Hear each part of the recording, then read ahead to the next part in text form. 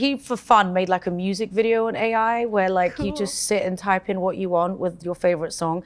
And he was like, why do you guys spend so much money on music videos? You can just do this now. I'm like, don't. Hey, I'm Rita Ora and you're watching Billboard News.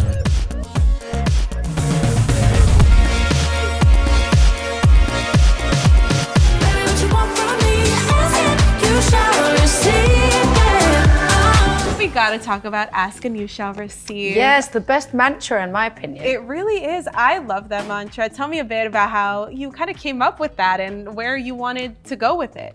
Well, the mantra has been around for a long time. The song, I got it sent to me in my email from Ray, who is a great friend of mine. She's also another British pop sensation and I love her. I've known her for a very long time as a songwriter and as an artist, and she came on tour with me back in 2017, sent me the song, and I loved it. Sometimes it's not that deep. My third record, You and I, was very deep, emotional. It was about my personal life changing. I got married and I really wanted to share my story with the world. Well, with this one, I was like, you know what? Let's just put out great things that feel good, you know? And the sun is out. I'm always about the sunshine. Everything with my music has been super positive. If you've followed me for a decade plus, like I've always tried to integrate like a community and my fan base, and everyone comes to the show and just like has a good time. So that's what this record is. Yeah, and I think we can all use that kind of uplifting message right now. I feel like there's a lot going on, and it's fun to just hear someone have fun and say, ask and you shall receive, life will come to you. You know? With a bit of cheekiness and not too much like thought behind it. But yeah, that's definitely where my head is at as well with the music, so. You only love me when the night is over, no one to hold you. You know, on You and I, you were really focusing on love and the more emotional element, but I think with this song, it shows that love is still fun. Like, you can be married and still be flirty and have fun. I mean, your husband was even in the music video. Like, you have fun with it. I love him so much, but I'm sick of singing about him, you know? So this record is really just about my girls, my vibes, everyone feeling good. And so with the music video and all the visuals, I really wanted to create a world that felt a bit sort of uncomfortably comfortable. That's kind of like my motto that I'm going with this record. I like that. And I just wanted to try and challenge myself and do things a bit more experimental with the music and the beats, and everything that I'm making with my team feels just a bit more sort of like, which is kind of the reaction I want. And then where do you keep the comfortable in that? Like, by experimenting, how do you get it to be uncomfortably comfortable? I think it's the commitment, you know, everything, the world you create, the visuals, kind of feeling confident in that too. So, you know, if you don't believe it, no one else will, you know. The Auraverse is a real thing. It really is. And we're here to just unite, come together, and collect. They are a community. You guys are fervent. And we are growing, honey. Love it. Constantly growing. Yeah, I love that. And I mean, you also are so creative, I think, with your music and your ideas and your visuals, and the music video for Ask and You Shall Receive. It's so fun, so creative. How involved are you in the process of making these like visual elements to go along with your music? Oh my gosh, so involved. Everything from like where we shoot it to how I look, having meetings with the team and the glam squad, and just going on like making mood boards. It's just so important. And I have them all up when I record, you know, in the studio, and I'm a very visual person, you see. Is it hard to stay inspired, I guess, because you've been doing this for so long and keep coming up with concepts? Like, where do you look to keep inspired? I look at the best. Like, all of my favorite idols growing up were people that not necessarily changed their look, but just evolved musically. You know, like the Chers, the Shakiras, and Jennifer Lopez, like all these women I think have so many lives, you know, and I love that. I think that there's no limit to music or age, and you see that nowadays more than ever. And I'm really here for it, you know, I'm really here for it. There's like a beauty in this authenticity in those people that you mentioned. Like Cher specifically comes to mind to me, that she's grown so much, she's changed so much, but she's always been Cher. Like, she's never changed for anybody. Well, consistency is key, you know, and I think that all the icons that we love have been so consistent with like their beliefs and their looks and their worlds and their point of view. You know, I think it all comes to play, and that's what I'm about, you know. I've always been really true to who I am and what I am and what I represent. being a little immigrant from Kosovo, moving to the UK, you know, we're not out here faking it. We're just out here just living it. That's the difference. Who is the Rita that you want to introduce with this next musical era? I think it's about being fearless, feeling really kind of comfortable in your own skin. I think I'm really in the place where musically, there's no limits, you know. I'm experimenting with such incredible producers. I was in New Zealand for a long time because that's where my husband's from, and I worked with such crazy, amazing producers, and I just got really inspired. And I think travel and going globally and seeing the world and like incorporating that into my music is something that I don't think I've ever done before. And I'm also Albanian, and so like everything that I think I know, I want to now just pour into my music. Yeah, I'm just so hungry. I think it's just how I grew up. I just was raised just like, let's go, what are we doing? And like that kind of gets me so excited. And then I have a nice holiday and I'm like, you relax. what have I just done? Is Ask and You Shall Receive indicative of what maybe we can expect for an album perhaps on the way? Yeah, this album is something I'm actually really excited about. I'm spending the rest of the year making it. I'm feeling super, super inspired creatively, just having that essence of feeling a bit like not everything is perfect, which was kind of that's my motive with this record. Everything's just a bit left. I like that. You know when a dog goes, like that's kind of where I'm at. I love that. You know, sonically feeling a bit darker, a bit more spicy, a bit more aggressive. Just getting in my like uncomfortable era is where I'm at. You shall receive it. How do you translate that then into a live show? Like, what are the steps that you're like, how do I properly represent this to the fans? So I always think like with my music, is it gonna work in a live show? Is it gonna work at a festival? Is it gonna work at a house party? Like, are all my drunk friends gonna be like, oh my God, Rita, play that one song? Because that's for me is winning, you know? And if it's not, then I'm like, okay, we're gonna need to figure this out. So with this album, and I've been on a summer festival tour this summer, and I've been testing things and doing remixes, and I've missed it so much. Like doing festivals is like my favorite thing in the world. I live for festivals, Glastonbury, Coachella, like I'm here for it all. So fun. And I like the lifestyle, like I love the people. So that's my favorite part of the job is like doing the live shows. So I get real passionate about the band and the screens and the dancers and involving the audience, like pointing at them and like dragging them up on stage. Like that's what we do. Yeah, the energy exchange. Yeah, I love it. Well, acting like you've never seen a coup before. This is crazy. Someday you'll thank me. You're in the new Descendants movie. Yes, The Rise of Red. There she is, the Queen of Hearts herself here. Yeah. I mean, what a fun franchise to step into. Tell me a bit about what it was like stepping into this role. It's amazing. I mean, it's been crazy. Like the trailer dropped, it got like 89 million views in like a week. I was thinking, whoa. I mean, I knew The Descendants is such a big franchise for Disney and for the world. And we've grown up loving these characters, and obviously I grew up loving The Descendants, and being a part of this, I just felt like, oh my goodness, why wouldn't I do this? The Queen of Hearts, it's such an iconic role. Yeah. I've watched so many versions of the Queen of Hearts, you know, Helena Bonham Carter and all of these incredible actors. And I just thought, how can I make this my own? Yeah. And I just decided to just be myself, get on there. Disney were really happy with me kind of being this regal, more royal. You know, I was really inspired by RuPaul's Drag Race. I'm just gonna put it out there. And I was just giving all the power. Giving queen. All the strength. Giving no sympathy. I love You know, I it. was just kind of, everything was super subtle but strong. Yeah. And I think fashion and RuPaul really just helped me find my vibe. Have you ever done Drag Race? I've done it. I did RuPaul's one, yeah. I did an episode as a guest judge, and I couldn't believe it. I was actually starstruck. Yeah. And I was like, and RuPaul was like, can you get it together? Yeah, it's one of my favorite shows, so I get a lot of inspo from that show. And also you worked with Brandy. And Brandy? Are you kidding? I mean, what was that like? It makes me cry. She's amazing. She's mean- like so incredible. I get so giddy when I talk about her because I can't believe like she's my friend, you know what I mean? I literally grew up listening to Brandy. Right. Went to her show back in 2013 in Japan. I was doing a tour on my first album back in 2013. She was there and I like had to go see her, and I gave her a teddy bear.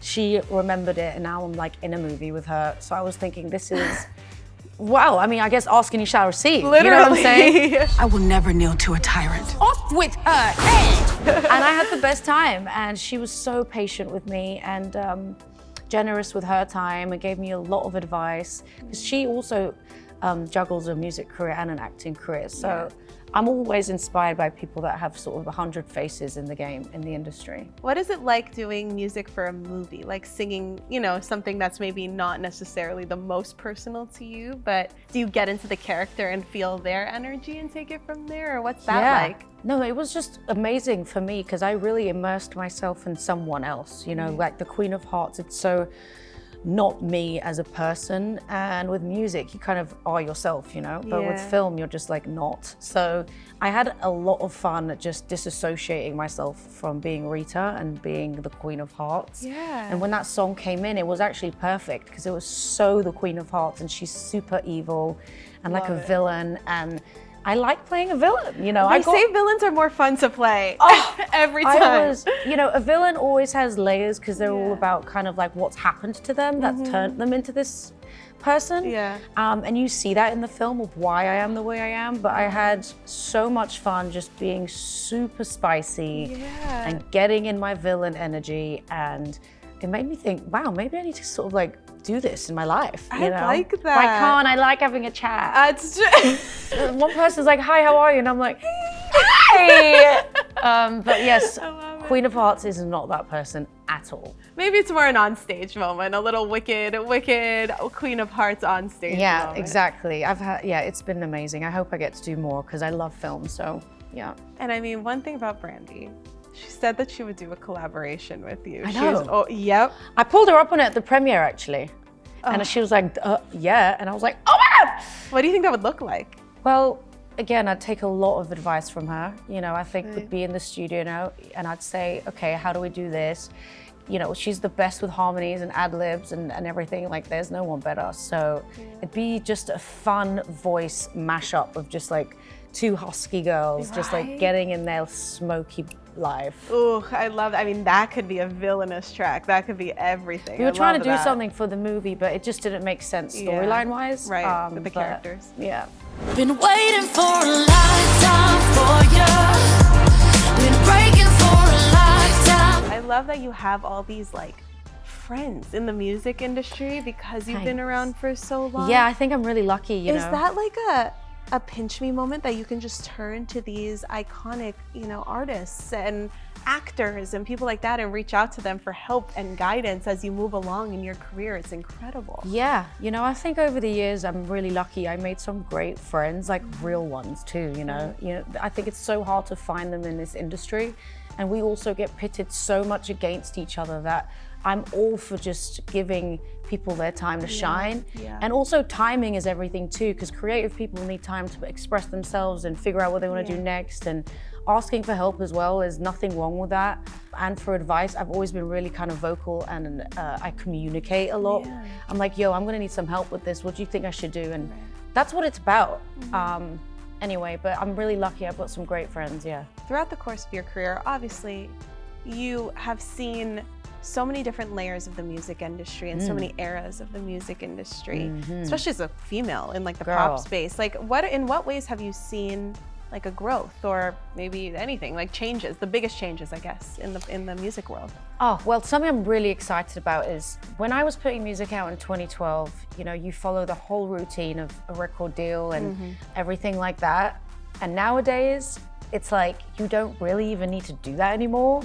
And you know, you've got people like Shabuzi who are like #1 on Billboard and literally are an independent artist. And like, it's just so exciting to know that, of course, we need labels, and of course, if we can, that's fantastic. Everyone's situation is different, but then you can also do things like that. So I'm super excited about all the options that artists have nowadays, especially upcoming artists that read this or are watching me or reading Billboard. Like, it's just, there is no limits anymore, and that's great.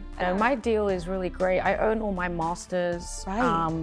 And I think that I've got a very great setup where I have the support when needed, but there's sort of no pressure.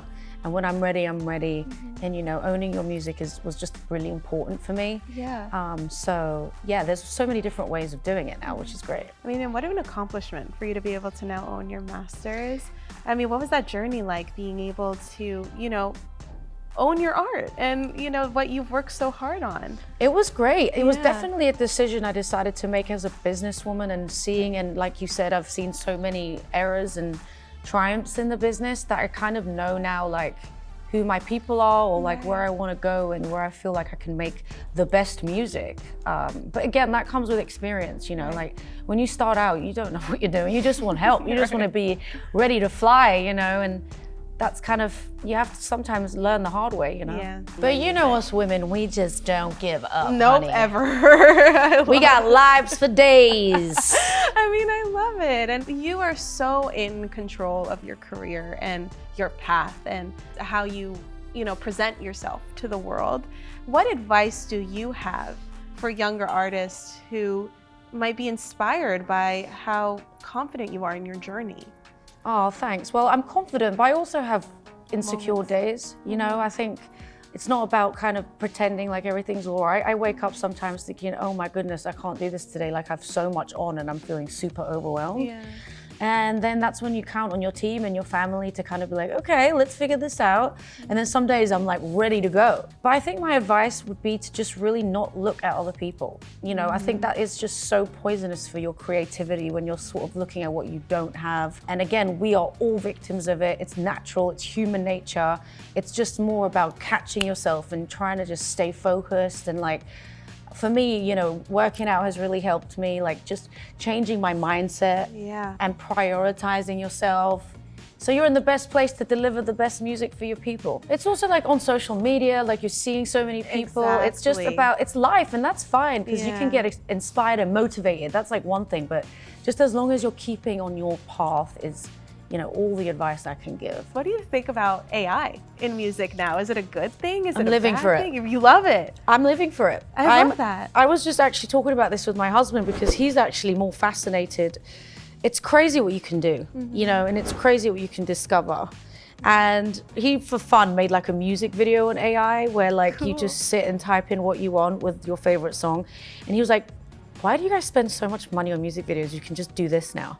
I'm like, don't you even start. Right. Because where I grew up and how I grew up, music videos were like our way of expression to show people our world, everything that we're about right now, how we look, how we dress, like our acting skills. Yeah. Like, do not come for us. That was our only platform. But I'm here for it. I do really find it useful in some parts, but you know, it's a thing. It's a way of living. It's how people want to, it's a choice, I guess, you know. Yeah. You're in fashion, you're in music, you're in acting. You've done so much. What are your next steps? What are your next 5-10 years? What do you want to achieve? I would love to do a few more films. You know, I'm so inspired by what I just did with Disney and a couple other films, and really understanding a character and building a character. I just love that process so much. So I'm like going to school for this. You know, I live for it. I want to be a student for it. And that's really exciting to me.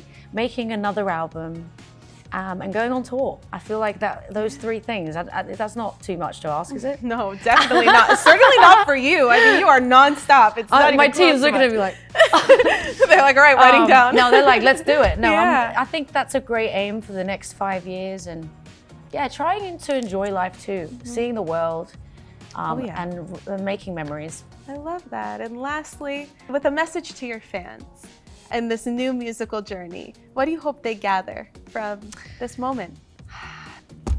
Thank you for holding on, right? We are in this together. I love you guys, and hold on tight because we're making a brand new record, a new Auraverse, more films, content, entertainment, booked and busyness. And I want everyone to be along for the ride.